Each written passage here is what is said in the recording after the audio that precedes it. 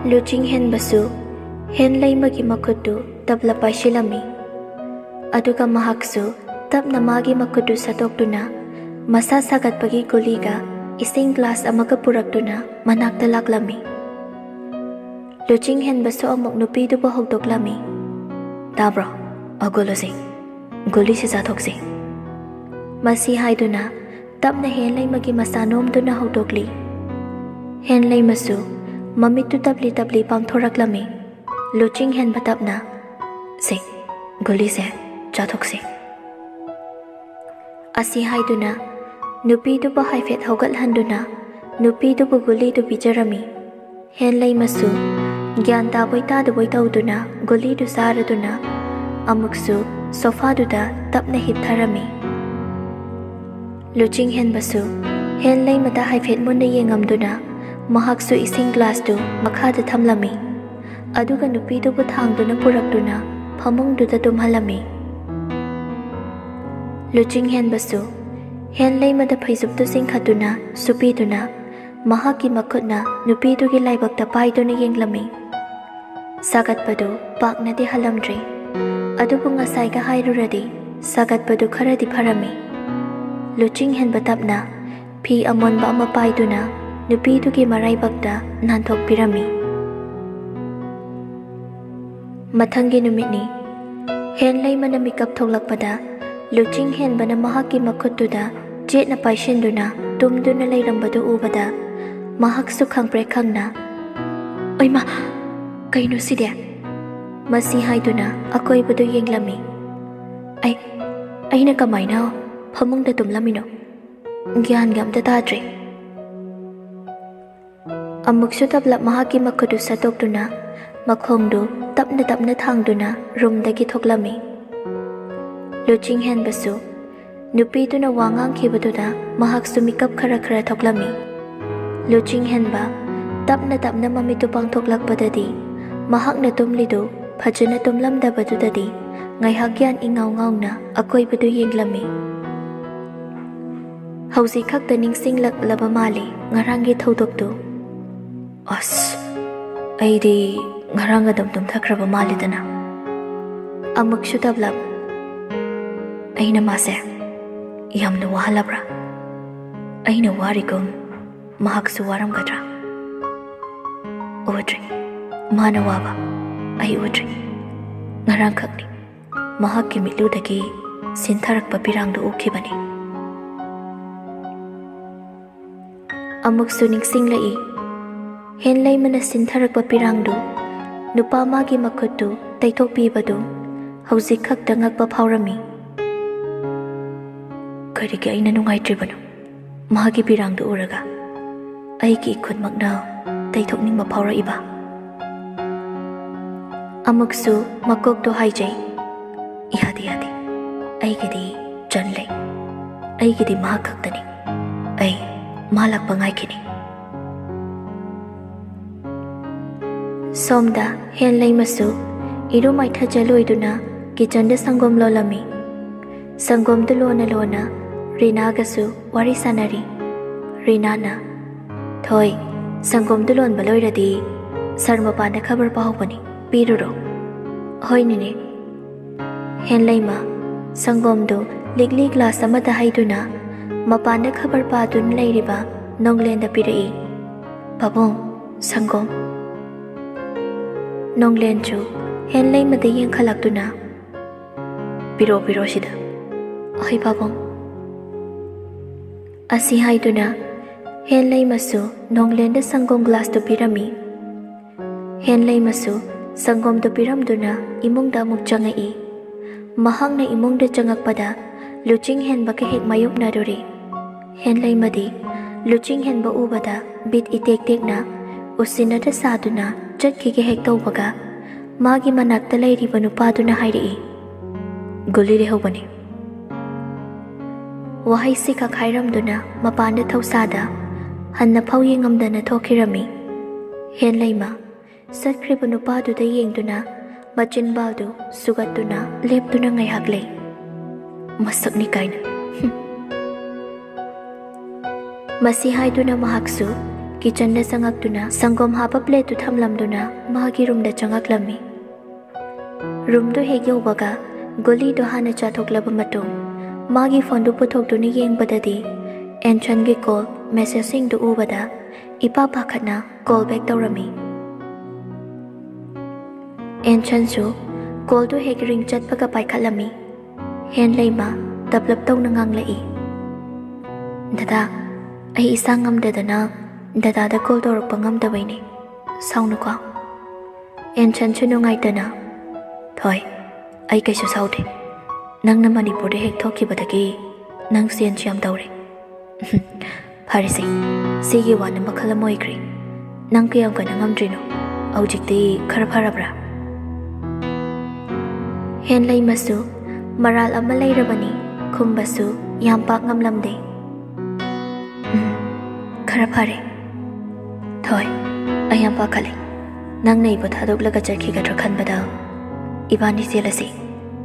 Hen lai ma pakhatna hujik chen bagi matam nate baba nasu luhung biu yaroi. Ayam pakhale thoi ai nang yaudana hingba ngamoi hana so haikre hujik so hairi ai nang nungsi nang yaudana hingba su ngamoi. Hen lai mati enchant gi wahai du dabada mapi ira chelaklami amuk su hen lai mana khumlakta badu da hairi dabra thoi khumbadi ngamde kapning bani hen khibana haiba pakhum sinatana. Enchant chu makha amuk su darakli kaidorge thoi ngasidi nangna nahan wai wayam ngangaga aingonda pautambada yamna ningsinge adubu ngasidi hongle yamna hanaga sumanaramdre. Hen leima kaisu khandaba saduna ai di hanagi nangi thoido adumak oire. Enchant na aigi pukning ne yade nangi maungdo hanaga khetnaba yamna leire. Hanadi aiga wari sanadradi leiba ngamda hairamani hojikti aina call tawra phawba pairaktabasu ngamle. Hen lai masu khumbasu ngamda tumina adumak leirami. Enchant chu makha taraklami thoi nang hokino nang hanakom aingonda call tawro ai nang na call tawrakpa hanakom ngaibakom hojiksu ai ngaige. Hen lai masu enchant gi wahai duda nungaitaba phawrai. Hen lai masu enchant bu themjinbi bo oina dada ai hongdi ai hanakom nangi thoido du magoiri ai dada bo hojik sunung siriye. Hen lai masu ngaiyak domina leiramba matung tapna makha tarakli dada ai shu thamage horen ko na tawrage. Hen lai masu ko du kaptuna phone du sofa du da thamlamduna makhoi gi room dagi thoklai. Mahak na thoklakpada luching hen bana changakpaga mapa amuk chanaruri. Ani du amanasu usinadana magi thokpa chanarami. Luching hen ba wangang na room da changai. Sakta du go ipik hekpi adana sakna marola makaiba angang matik sunatana. Mane aina saurakpa numit amada soidrabani. Sofa da thamlamba phone dagi message lakpagi makhol amuk sutari. Karibu khanbano bab oihauda phone du da yenglubani.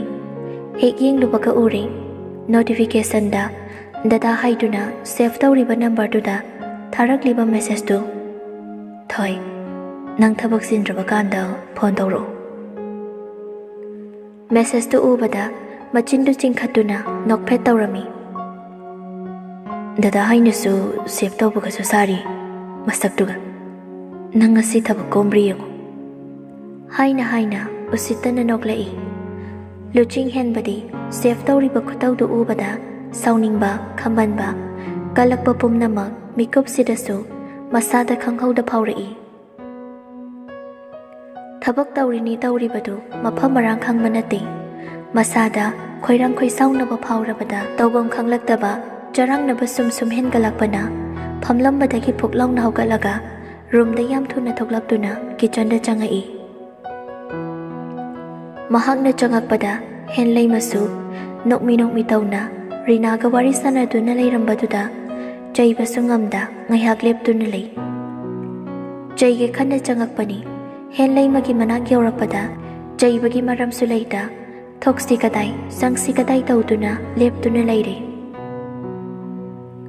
Luching hen mana changakpadu ubada Rina na hairi. Sarmacha kaidaurage. Luching hen basu kumham khangda jinda thokpa ama hairi. Nine ai ngasidi thabak chalari. Jaksu khara thekna chagi. Hoi. Asi hairamduna amuk hathu thokirami. Henlay madi luching hen ba changakpaduda machindu sugatlambani. Luching hen behek thokibaga murum kanasu tadaba mawongda sonba haurami. Maise aina chak thongbra na yengba laini ngangduigi ai loi khangabani masakse yengningdaba na loiri maga ngasi adum unani khanbada. Rina su henlay mana murum sonbadu haifet meyek sengboi sengdoboi tabadu da hairi. Thoi nine da kai hainingge. Henlay madu wangang lambadu chap leptuna kai so hainingde adunine pabunggi chak thiramagi pabungdi thabak chatui natra. Rina na chatni haibani sardi. Henlay masu wa makha taruidre domina nonglengi chak saruktu table da thangdoptuna thamlami. Nine aisu pabung kaurukhige chakse haifet yenglamo. Hoi nine yang haurage. Henlay madu nonglen bu kaururaga amuk changai. Nonglen chu tapli changaktuna siar tu taphamthaduna chak chaba haurami. Henlay mana pabong kai habauge. Nonglena chathoi yarani pabungidi thoibadi chagiroi haibra. Henlay mana pabong madu thabak chaloi saksu sagiroi kona sage haibani. Nonglena hoi nangchu satho thengabani pungsi. Hoi pabong. Nonglen chak tokladuna hogatuna thoki. Henlay madu magiga Rinagiga sak saruktu thiraktuna mabani makpunna chak chaminarami. Rinana thoi ichasu ngasaidagi waramani ngayhak pothajaruro nine da horage. Hoi nine. Henlay madi kitchen dagi thoklaktuna magi room da laglami. Henlay madi handak mana tauriba thabak singdu nahan kai taudabana masadu yam choktharabani. Henlay ma sofa da hipthagi hek tawbaga ngasaidagi mabu lakpa ngairamba luching hen badu saurap tawna hairi. Oi nang asigi waidairabra nang ne tumki taurida. Henlay masu moli kumlai. Tairi luching hen basu usitana makutuna astardu da nalami amot papakbra haiduna makutu iful khara pakpaduda sak khara kaglap tawna hairi. Waidere hairaga room sida iful ngakta orishina kamai taurino. Aisu ngasaidagi sathokdana room sida lairakpani. Nangna waidere hairibase aigi mitnadi waideibudi lairadana waisitpa phawdi ude. Haujimak yam thuna room khudingmak waideigadabani. Henlay madi khoidau saugalakli luching hen bagi mataududa luching hen bana aina haisataba natro. Henlay masu sauri haugalakduna brab thoki. Luching hen basu nupiduna thokribadu matung inarami. Henlay ma sumjitu machin paithokduna sauri shitlami. Ngasaidagi henlay magi asoiba yengduna ngangduna leiba nupadu isauk langlap tawna. Oi sumjit sitladine phajana chumna silu yadro isauk langla sitladana kaidaunungda nan mangamoi. Nan mangamdri khai hanjin tahon gadabani nasana gyan taw. Henlay madu paithok lamba machindu nokmi tawna. Ihasar masi haiduna amuk sumjitu tapli moli tawna sumjitu chitlami. Luching hen basaurab. Oi Nangido ingada usidri bahaidura. Hen laima nokmi. Ai basarda kai usitaba tawkhragi basar.